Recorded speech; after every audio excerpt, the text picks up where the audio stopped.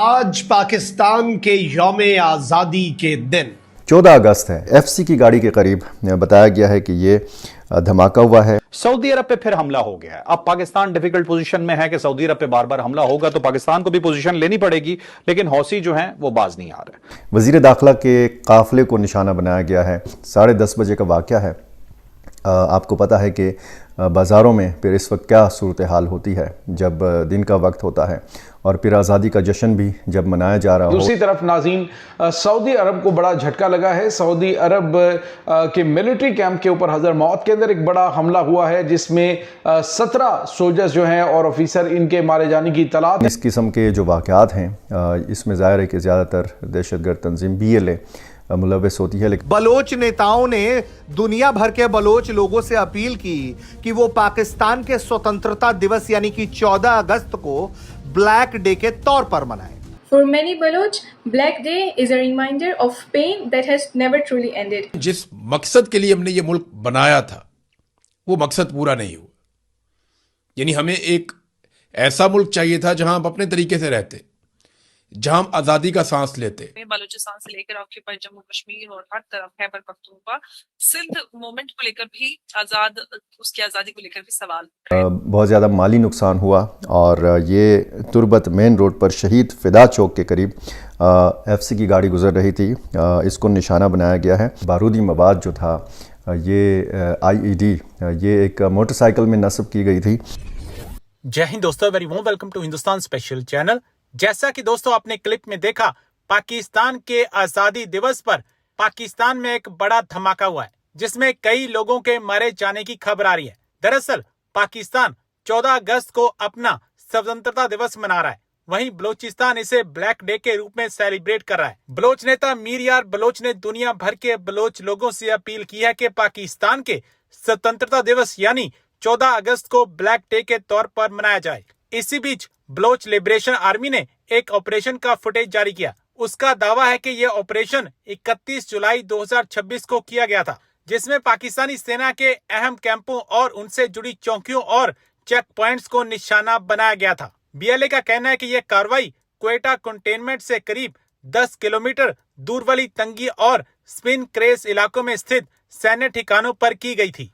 और पाकिस्तान में चर्चा कर रहा है कि देखो, पाकिस्तान की आजादी के दिन पाकिस्तान दहल उठा है। 14 अगस्त है, पाकिस्तान की आज़ादी का जश्न मनाया जा रहा है, लेकिन साथ में हमले हुए हैं। बलूचिस्तान में कुछ ऐसे वाक़यात हुए हैं, नाखुशगवार वाक़यात हुए हैं, इसमें जानी नुकसान भी हुआ है। इन वाक़यात की तफसील आपके सामने रखनी है। वज़ीर दाखिला के काफ़िले को निशाना बनाया गया है और इस तरह जो साउथ बलूचिस्तान का शहर है क्वेटा, पहला बड़ा शहर है बलूचिस्तान का, और दूसरा बड़ा शहर जो बलूचिस्तान का है वो तुरबत है। सबसे पहले मैं इस वाक़े की तफसील आपके सामने रख देता हूँ जो तुरबत में हुआ है। FC की गाड़ी के करीब बताया गया है कि ये धमाका हुआ है। 5 शहरी इसमें ज़ख्मी हैं, दुकानों के शीशे टूट गए, बहुत ज़्यादा माली नुकसान हुआ और ये तुरबत मेन रोड पर शहीद फिदा चौक के करीब FC की गाड़ी गुजर रही थी। इसको निशाना बनाया गया है और सिक्योरिटी फोर्सेस की जानिब से फौरी तौर पर फिर फायरिंग भी की गई, जैसे हमेशा होता है जब भी इस तरह का हमला होता है तो हवाई फायरिंग भी की जाती है और मुमकिन तौर पर अगर वहाँ पे हमलावर मौजूद हैं तो उनको भी काउंटर करने के लिए फायरिंग की जाती है। ये बताया गया है इब्तिदाई शवाहिद के मुताबिक कि ये सुबह 10:30 बजे का वाक़या है। आपको पता है कि बाज़ारों में फिर इस वक्त क्या सूरत हाल होती है जब दिन का वक्त होता है और फिर आज़ादी का जश्न भी जब मनाया जा रहा हो तो फिर शहरों में किस किस्म का रश होता है। लेकिन ये बताया गया है, अब तक की जो इतलात हैं जो मेरे पास मौसूल हुई हैं, इनमें 5 शहरी ज़ख्मी हुए हैं और सिक्योरिटी फोर्सेस का क्या नुकसान हुआ है उस हवाले से तफसील नहीं है।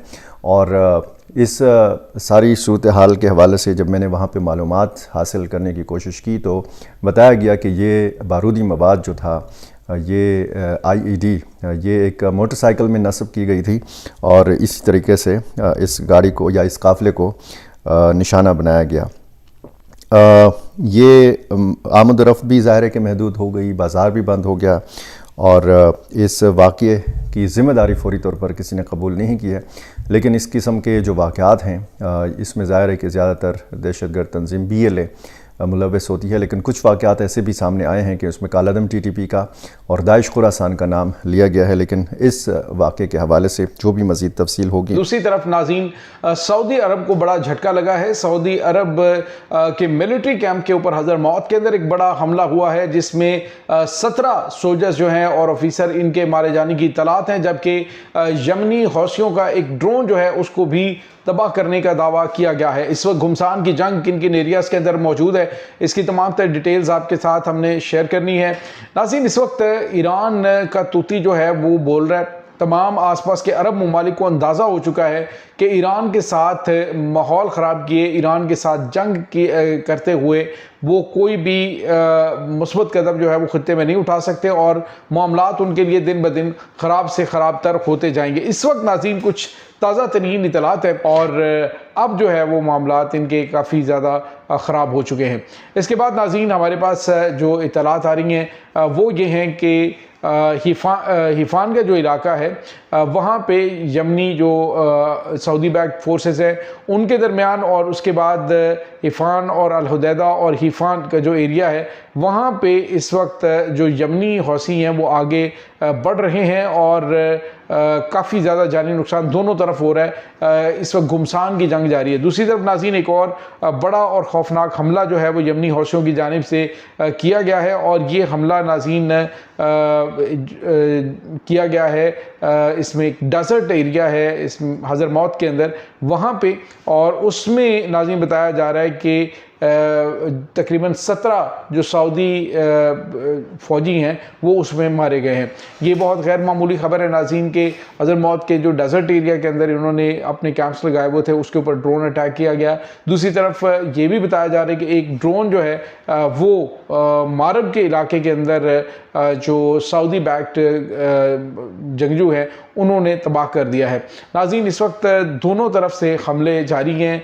इस वक्त काफ़ी अरसे के बाद यानी एक लंबा गैप आया है, इसके बाद दोबारा से इलाकों के ऊपर कब्ज़ा करने की जंग जारी है। इस वक्त नाज़रीन यमनी हौसी जो हैं उनका पलड़ा इस लिहाज से भारी है कि उन्होंने बजाय इसके कि ये वहाँ पे पहुँचते और सना के ऊपर कब्ज़ा करते, इन्होंने ये तमाम तर इलाके जो हैं जो सऊदी बैक्ड यमनी हैं उनके जो ज़ेरे कंट्रोल इलाके हैं उनके ऊपर धावा बोल दिया और अब वो उन्हें बचाने के चक्कर में लगे हुए हैं और सऊदी अरब उनको एयर सपोर्ट दे रहा है। और इसी सऊदी अरब के हमलों के दौरान दोनों तरफ से लोग मारे जाते हैं, यानी यमनी हौसियों के भी मारे जाते हैं और हुकूमती जो फोर्सेस हैं उनके लोग जो है वो भी इसमें मारे जाते हैं। नाज़रीन इस वक्त सूरत हाल खासी कशीदा चल रही है। ईरान और अमेरिका के दरमियान मामलात जो हैं वो दोबारा से गर्म होते हुए दिखाई दे रहे हैं क्योंकि दोनों ममालिक इस वक्त सीज़ फायर या फिर मामलात को आगे बढ़ाने पर तो मुत्तफ़िक हुए हैं, लेकिन ईरान की जानिब से जो दिन के टाइम स्टेटमेंट दी गई थी